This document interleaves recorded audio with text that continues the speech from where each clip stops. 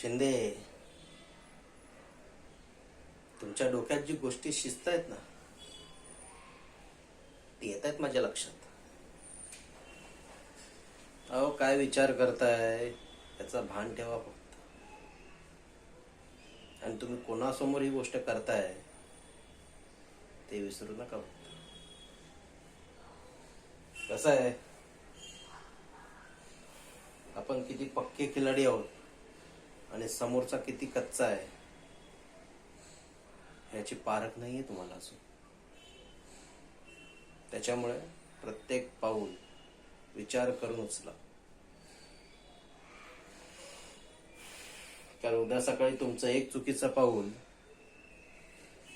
आपल्याला खड्ड्यात घालेल. त्याच्यामुळे विचार करा.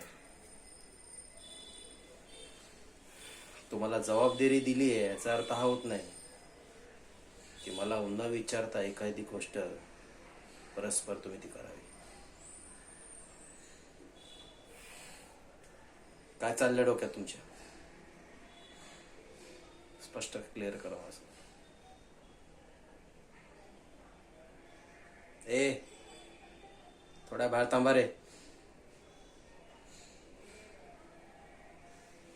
बोला शिंदे.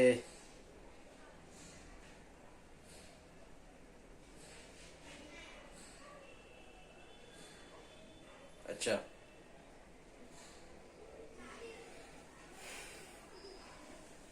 पण तुम्हाला ही गोष्ट कशी कळली?